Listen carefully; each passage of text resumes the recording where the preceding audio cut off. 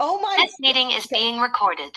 first of all, thank you, thank you, thank you. It's wonderful to see you. It's wonderful to see you. Yes. Thank you so much for having me. It's Thank you. well, and I want you to know I appreciate your patience too, because I was doing this project and I was like, I just need a little more time. So no, it's totally fine. It's totally fine. Okay. So it school is out and you're ready for summer. Tell me, what are you looking forward to doing? Oh man, there's so much I'm looking forward to, but for sure I'd have to say junior nationals and faces for sure. And then I've got a livestock judging competition here, actually June 3rd, this coming Monday, that I'm really excited for. And so Okay. I'm getting pretty pumped about that. And I've got some FFA stuff since I'm an officer for that as well that I'm really excited for. Okay. So let's go back. So we met like it'll be 2 years in August at Faces in Montana. Mm-hmm. Yep. And Yes. you were barely 14? I turned 14 that April of 2022. Yes. Okay. Yes. So it was the first time you'd flown by yourself, right? Like your mom put you on a plane and said, there she goes. And then you got frisked at the airport. Yes. Yes. So, yeah. So since I was 14, you have to be 15 to not have like a guardian with you. And so the 14 is like the age where you're supposed to have, I think they called it like, I can't remember what they called it, but it was like a person that took you from gate to gate. But we didn't realize that there was like a big group of us. And I didn't realize that they would take me to this room by myself with all these, like, there wasn't very many kids in there. So I was by myself and I was like, I don't know what to do because I was like, all my friends couldn't come in there. And so I was just like trying to text them and like have a conversation with them and stuff. And yeah, and so they finally let me to the gate.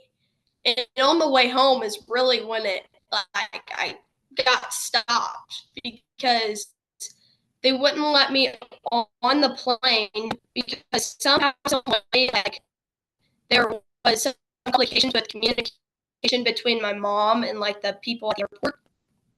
And so all my friends are on the plane and it's getting ready to take off. And I'm sitting at the gate and I'm like, I don't know what to do. Like, do I call my mom? And like, we ended up calling her and she's like, yeah, this is fine. Just let her on the plane so I can come home. And so we get that, but my mom and my grandma were like, all right, we're getting ready to drive up there and come get you. Like, they were dead set they were coming to get me.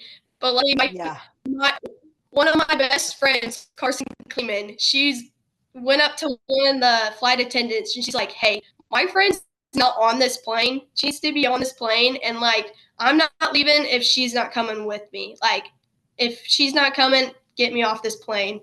And I was right then and there and we'll definitely make a good college essay topic. So, where's hometown? Remind me where hometown is. And for our listeners, where do you live? I live in Chillicothe, Missouri. So north central Missouri. Okay. And so you were flying in and out of Billings, Montana. Yes. Okay. Yes. And you'd had flown with your family before, right? But this is the first time they put you on a plane by yourself.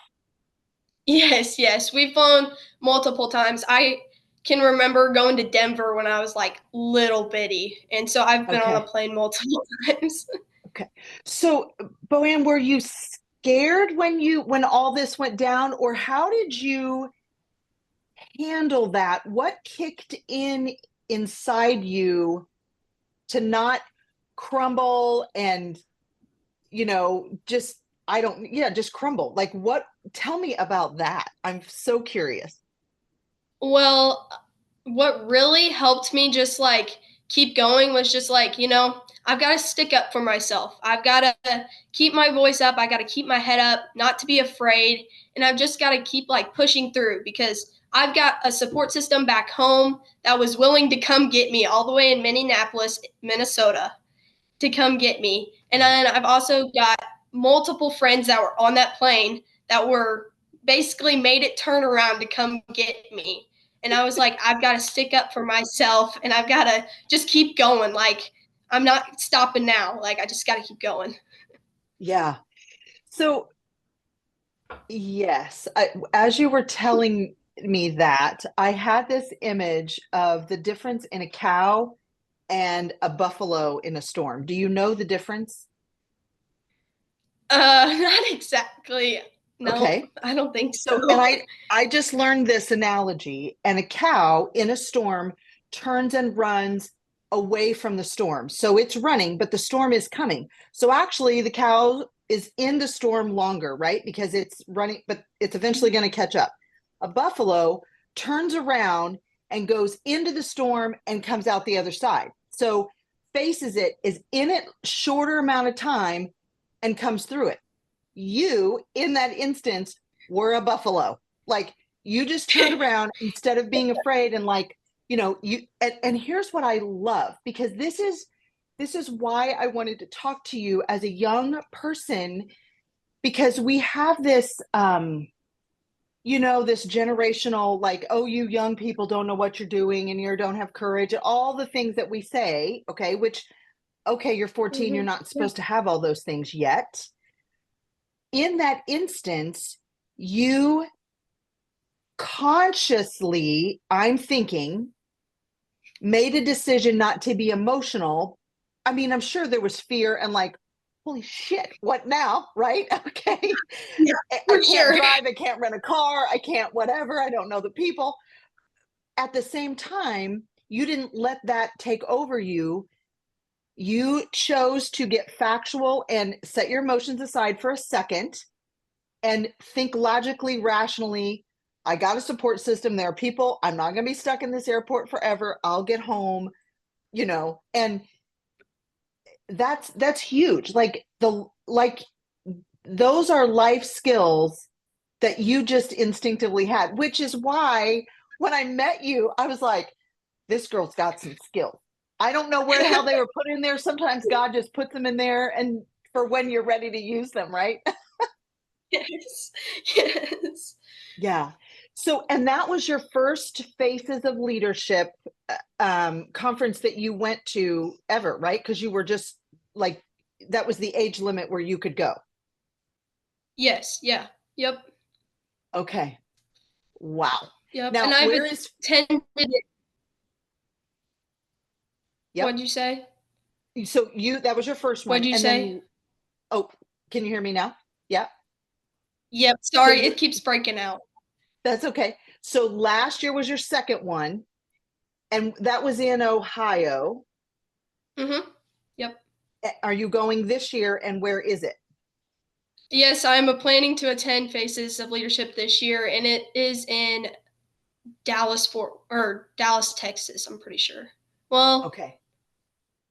yes, I think it's Dallas or Fort Worth. One of the two. Okay. I can't remember. Yeah. And they're close together. Yeah. So Mhm. why, let's talk about that. So Faces of Leadership is through the junior, and we should have done this. Like, by the way, folks, you listening, this is Beau Graves, and she is from Missouri, and I met her 2 years ago with the Hereford Association at the Faces of Leadership Conference in Montana, where I don't know if you're aware, but I almost drowned because of J.W. Cox. Oh, in the whitewater rafting. Yeah, he pulled me. It was me and Chloe.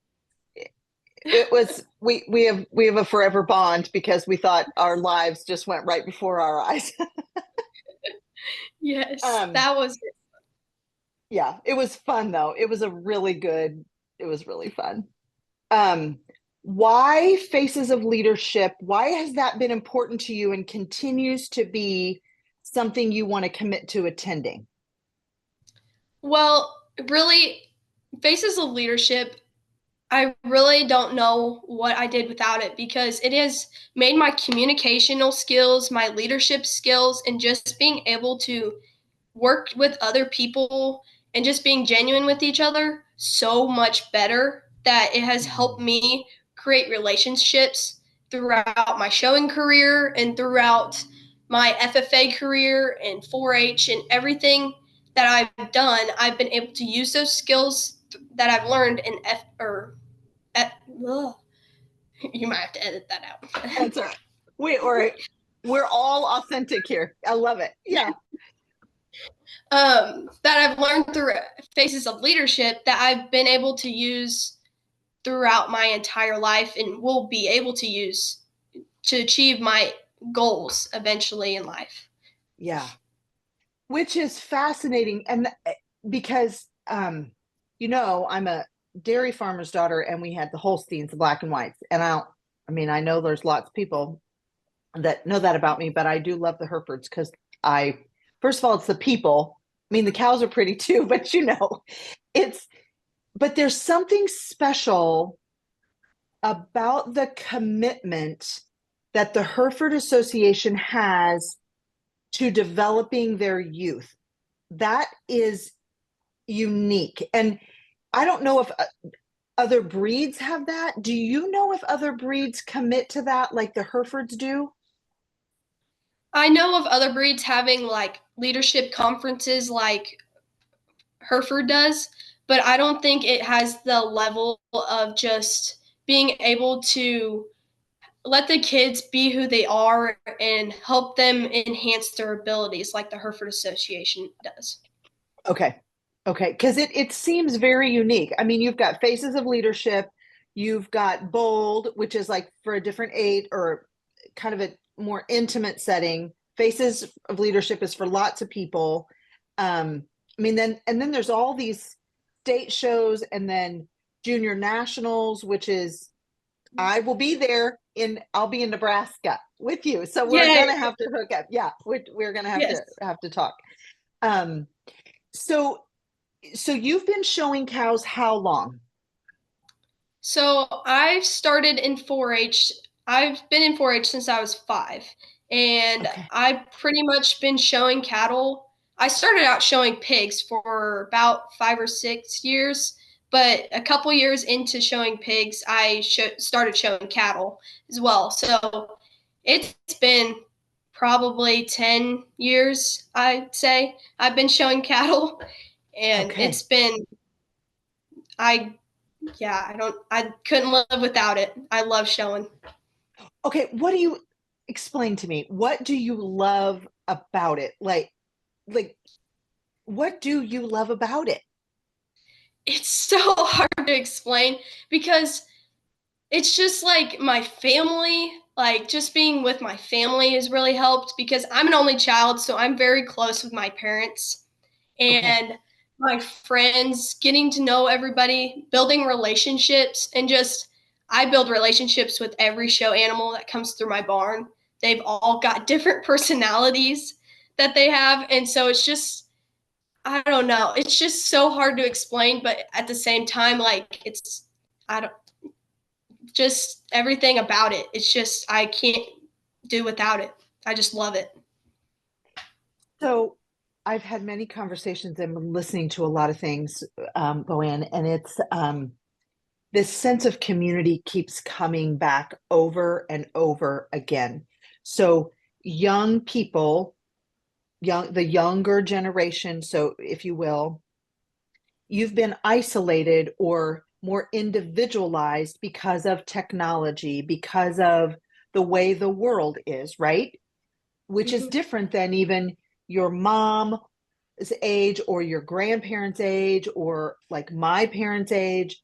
There were communities, your church was a community and you did picnics together there. And now we sort of, everybody's got a fence in their yard, like if you live in town. And I think you're describing is this sense of family and community in the Hereford world. Like, first of all, you said your own family as an only child, right? There's no other brothers or sisters to irritate you or to love on you, right? So that's unique. And there's pride in what it takes to actually show the animal. I mean, I Okay. And I showed cattle. I mean, I took one through the fair just because I wanted to meet all the boys at the fair. Let's just be real. Because there are some cute boys in jeans and things at the fair because I was in 4-H too. And I didn't show pigs, I showed chickens. Yeah, Okay. that's a whole, that great response. Uh-huh. Yeah, you put baby powder in their white feathers and you Vaseline their little thing. Okay, that's It was a thing. interesting. That's Yeah, cool.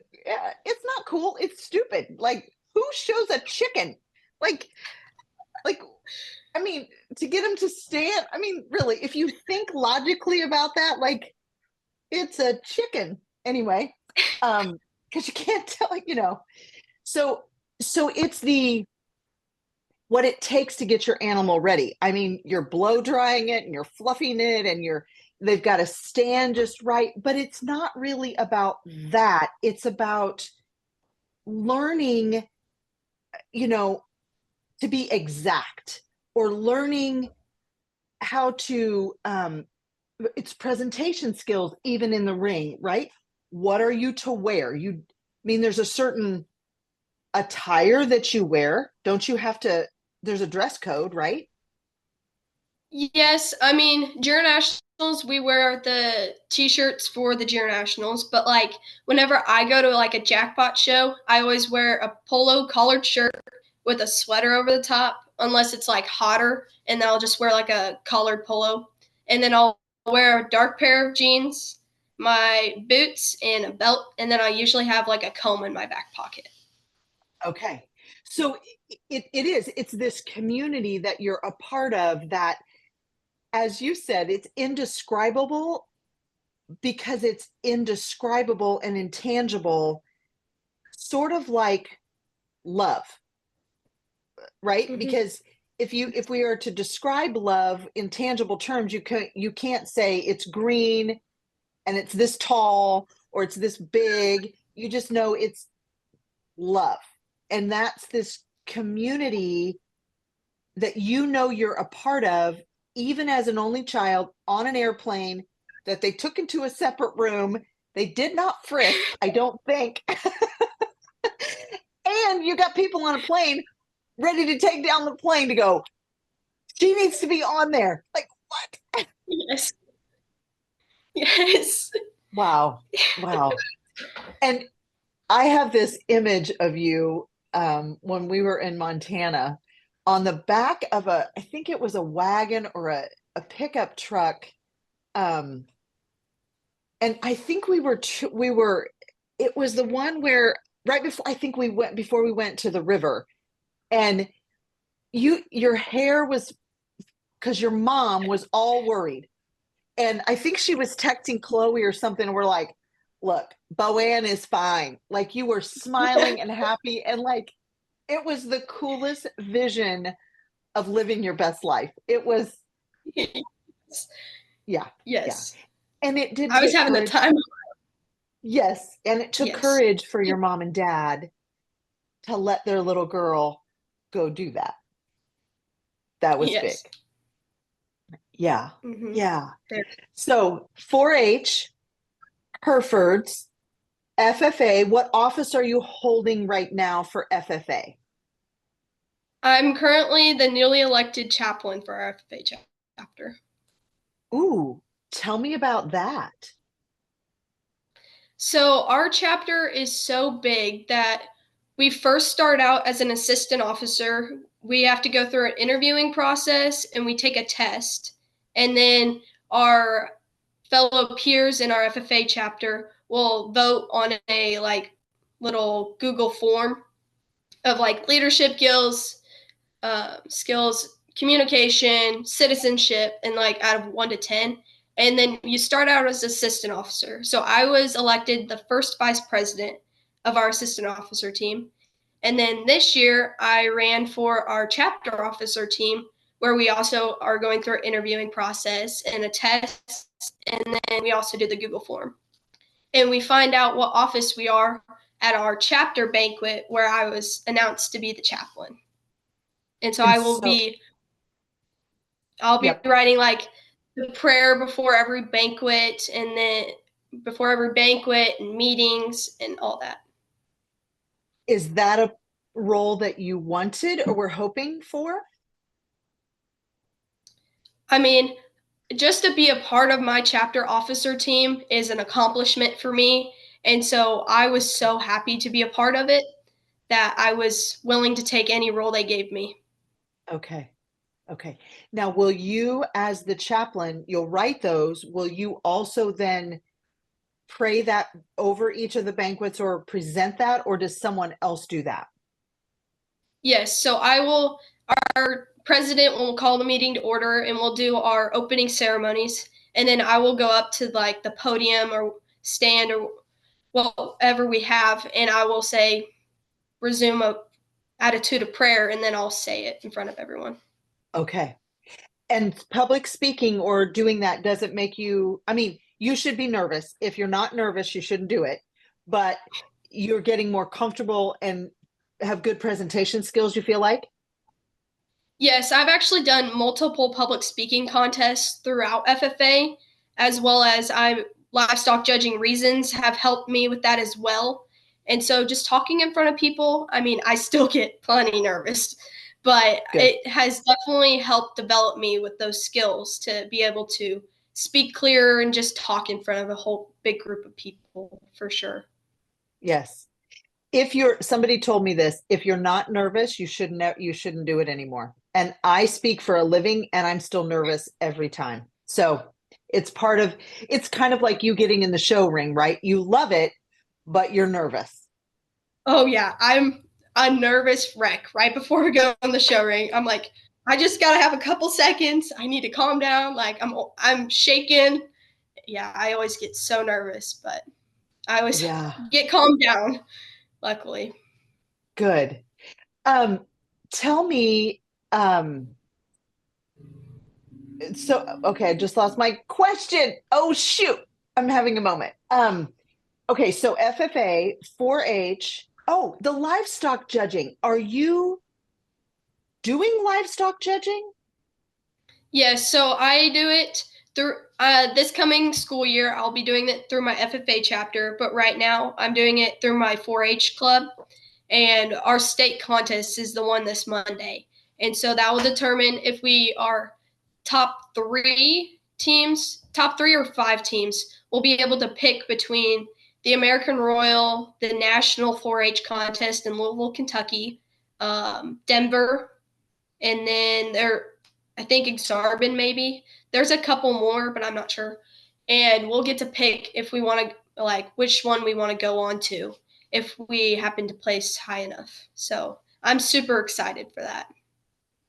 Okay, so you're being trained as a livestock judge.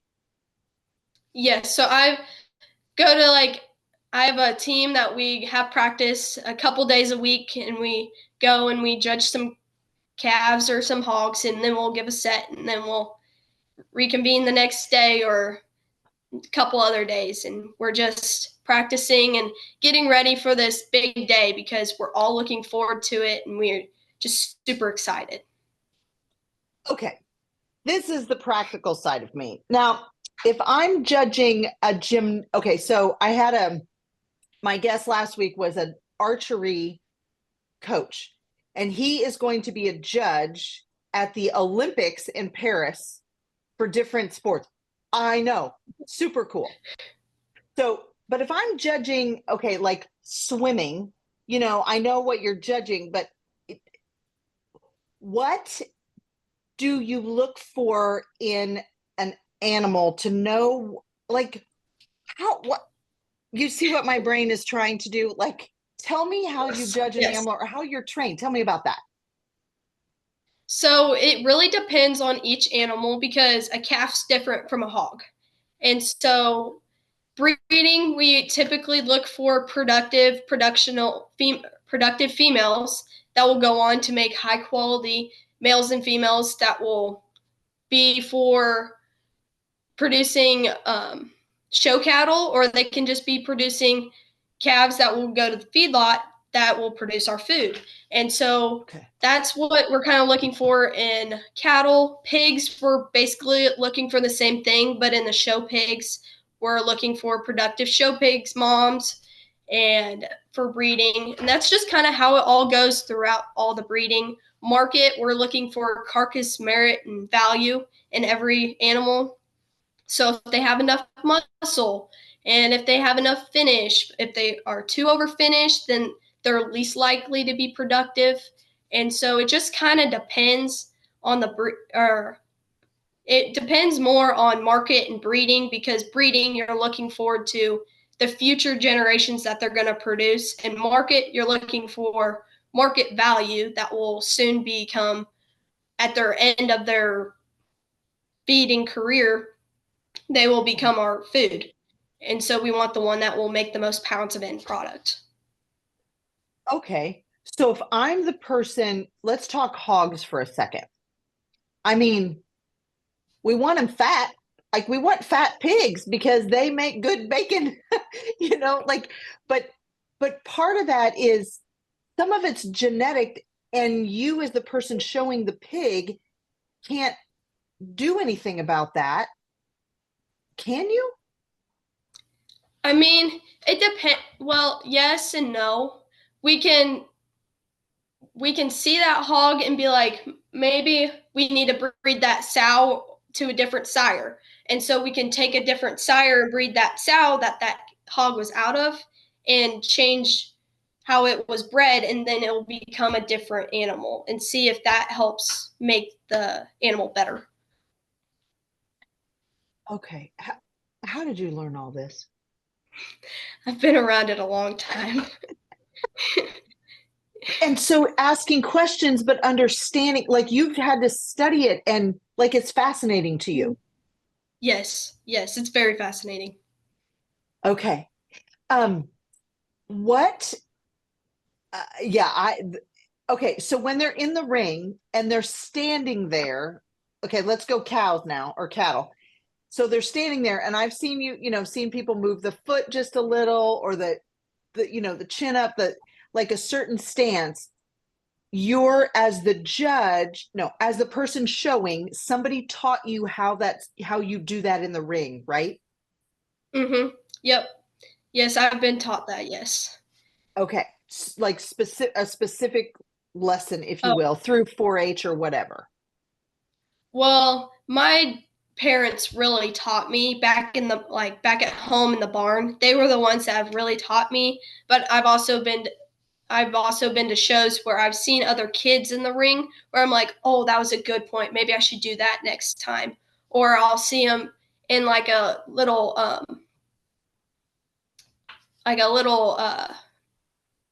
trying to think of the word.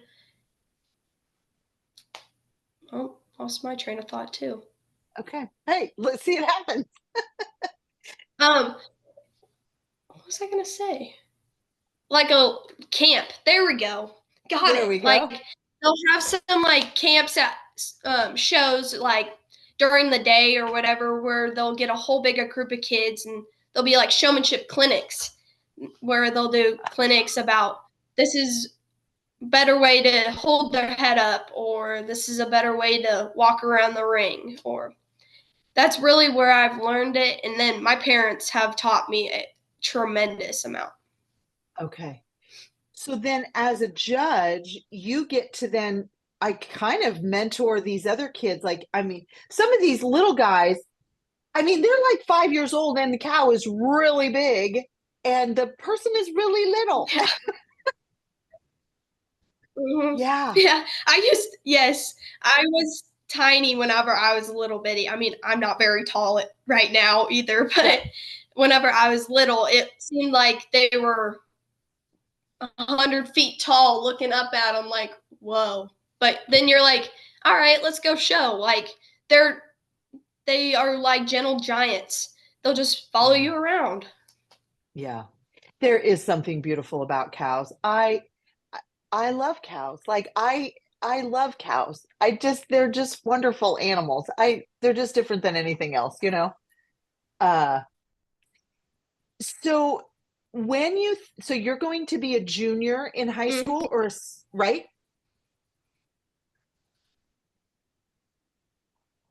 Okay. Yes, a junior. And okay. And Mhm. as you think about 2 more years of high school and where you are and what you've learned and what is sort of in your soul for the hobbies that you like, which is actually not a hobby, it's sort of your life. I mean, um, do you have thoughts about post high school and where you might see yourself? Well, I've I really want to continue my career in livestock judging and hopefully go on to the collegiate level. I hope to attend a junior college first and then transfer to a senior college. But I would like to study to be a chiropractor for large animals, especially like specialize in large animals. And a lot of the things I've learned throughout the years, just like being around in the barn and meeting new people, all of the leadership conferences, just have helped me develop as a person that will help me achieve those goals in this industry that I think will benefit me in the future. Okay, so back up. Did you say chiropractor for animals? Yes. Okay, I did not know that was such a job. Like legit Mhm. for real, there's chiropractors. So Okay, I tell would me more. So I would probably study to be a chiropractor for both humans as well as animals. And so I'd be licensed for both, but I'd mainly do animals. So like I hope to like go to shows and stuff and see all the people, and if I happen to have to work on a calf or something, I can. Like that's what I plan to do. But as well as like around home, like if something needs worked on, because you never know. Like you can put something on the trailer and it'll be perfectly fine, and you get to the show and it's limping off of its shoulder or something. And sometimes it just takes a little pop and it's back in, and then it's like nothing ever happened. And so I've always thought that that was so interesting because just a little thing can help the animal so much. Okay, I have been to a chiropractor my whole life, and I have never thought about that for animals. Yeah, yeah. I mean, I did not know that was a career. Okay, that's super cool. Yeah, I've always thought Okay, it was so interesting because I'll see them at shows and I'm like, wow, like that's impressive. so like there are actual chiropractors at shows, like at like junior Mhm. nationals, let's say. Yeah. Hmm. Okay, when I'm there, you have to introduce me to the chiropractor because I want to talk to him or her. Like I want to go Okay. and I want to job shadow. Like I'm going to be like, see, I'm going to be this crazy. Who's this woman just walking around talking to people? That's just Cheryl. Never mind. She's just doing that. Like, wow. Okay, so Boanne, this is why I wanted to talk to you because this podcast, I say this over and over again. When I talk to young people, my brain is different. My brain is open to different things. It is hopeful in a different way. I learned something new. And when I talk to not all older people, but I'm going to put them in a category. I mean, I hear people go, "Oh, this, yeah, okay, yes, but have you talked to these young people?" And yeah, and literally from meeting you 2 years ago, that's why I reached out to your mom, and I was like, I don't have her information. Do you think she'd be willing to talk to me? Yes. Yeah. Um, do you realize or do you think of yourself as unique and special, or do you just think you're regular normal? I mean, I think I'm just a regular, normal kid that lives in Chillicothe, Missouri, that shows cattle. I mean, I I understand that I've been able to accomplish multiple things as well, but I just think of myself as trying to be better all the time. Like I always try to be better. I try to be the best I can be. Like I just keep pushing myself, and with my support system back here at home has helped me be that way. And so, yeah, I think I'm just a regular kid in Chillicothe, Missouri. Yeah. Um, what is something that you failed at and how did you handle that? Like, what's failure like for you? Or disappointment, Um, maybe, rather than failure, disappointment. Something disappointing is just knowing I can do it and I didn't quite do it enough, if that makes sense. Like, Mhm. I know I can put all my effort into it, but then I just didn't get it all the way. And that really kind of disappoints me because I'm like, man, I could have really done that all the way, 100%, actually 110%, and I only gave 90%. That Okay. was one of the really things that disappoints me. Yeah. And there are times where I go 90% okay because we can't be perfect all the time, right? So how do we learn from that and go, okay, was it timing? Was it whatever it was? The most important part of that is that you reflected back to say, okay, next time I know what it would take to give it that extra 10%, right? Mm-hmm. Yes, yes, for sure. Yeah. Yeah. Um, what let me ask you the question that my dad asked me because I interviewed my dad last fall and he said, because he's 84 and he complains a lot about the young people. And he said, when I asked him, if you could talk to young people, what question would you ask? And he asked me this, he said this, when young people see old people, what do they think? So when you see someone who's 80 and, old, what do you think? What comes to mind when you see a person like that? What I think of is someone that has been through so much, that has learned so much, and that has changed so much. Like they have changed so much throughout their life. They have learned so much throughout their life, and that they can help the younger generations learn and be better at in their life. And that they are just role models for us younger kids, that we can look up to them and be like, wow, like I want to be like that person, and help that better our lives from the things that they've learned that they can teach us. Yeah. Do you ever get frustrated with the old people when they're griping about y'all? um, You can be honest and Sometimes, say yes. not really. I mean, sometimes, but like, I get it though. Like, sometimes we can be that way, and I get it. Like, Mhm. I could probably be that way to my younger cousins or something like that. I'm like, what the heck? Like, but I get it, and so it probably doesn't bother me as much as it could someone else, for sure. Okay. Yeah. Yeah.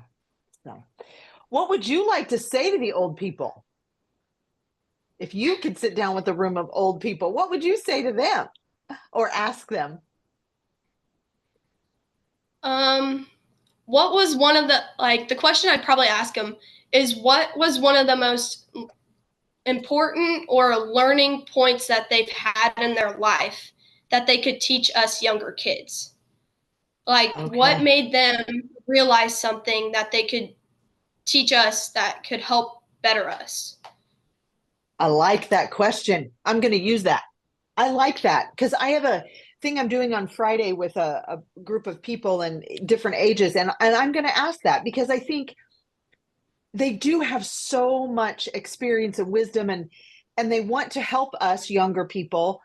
I consider myself younger than them to, not make the same mistakes. Although, yeah, that's a really good way to state that. Like, what is that learning? When did something important you learn that you could teach us?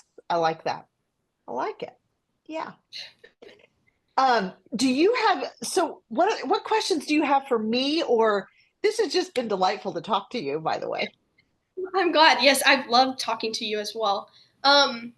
What have you learned traveling all over the US, talking and being keynote speakers at leadership conferences? What has been like one of your most impacting um, things you've done throughout your career? Um, I would say always being curious and because when I take a stance of being curious, I always learn something new or exciting that then I take and add to my repertoire to be able to use to impact another audience. Um, and I think also I just feel literally humbled and lucky that I am doing what I love to do. And that did not come like, if you look back at okay, like when I graduated high school and the path, yeah, to be doing what I'm doing is not what I mean, I was a teacher.